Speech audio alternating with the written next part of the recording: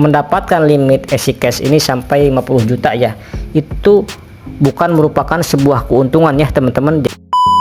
Assalamualaikum warahmatullahi wabarakatuh. Di video kali ini kembali kita akan membahas pinjaman online. Nah, di sini yang saya akan bahas itu pinjaman EasyCash ya teman-teman. Jadi gini, jika teman-teman ini ingin mengajukan pinjaman di aplikasi EasyCash, tentu aja kan ada limit yang harus teman-teman gunakan.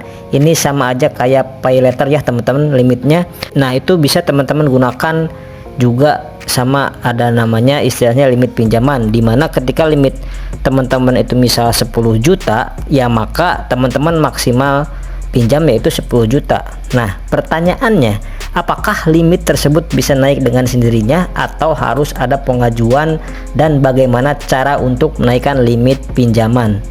Nah, ini sebenarnya simple ya teman-teman. Di website sendiri sudah ada bilang bahwa limit itu diperoleh atau diberikan kepada teman-teman dengan analisis atau persetujuan, dan juga dengan beberapa data yang akan memberikan teman-teman kesimpulan wah teman-teman akan mendapatkan limit sekian. Pasti di situ ada pertimbangan-pertimbangan mengenai keaktifan teman-teman menggunakan EasyCash. Kemudian tepat waktunya teman-teman membayar tagihan apabila teman-teman sudah mempunyai pinjaman sebelumnya. Nah, itu semua menjadi diperhitungkan ya teman-teman.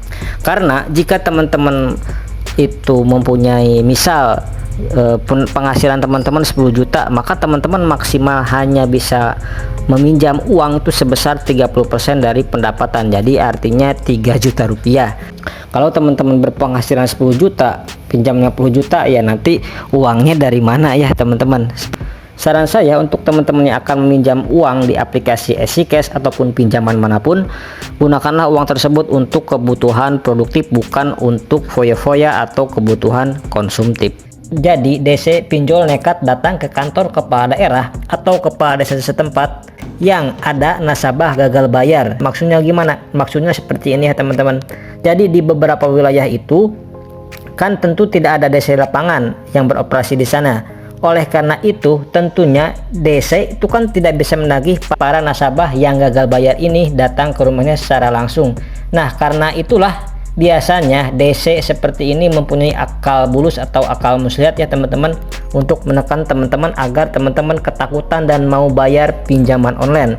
Ancaman mulai dari WA, SMS, telepon, email, dan lain sebagainya itu juga menyatakan bahwa akan mengunjungi kepala desa atau aparat desa yang sedang bertugas di kantor kepala desa untuk mendampingi menuju rumah teman-teman.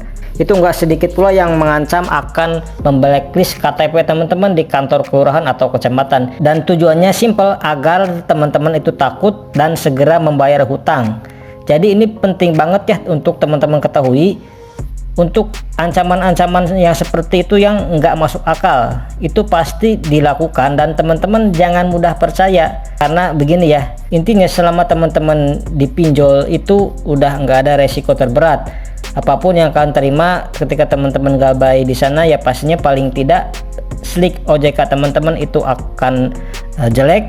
Yang mau ancamannya mendatangi kepala desa atau presiden pun itu mungkin urusan hutang piutang hanyalah kepada yang bersangkutan, bukan berarti kepada aparat desa ya teman-teman.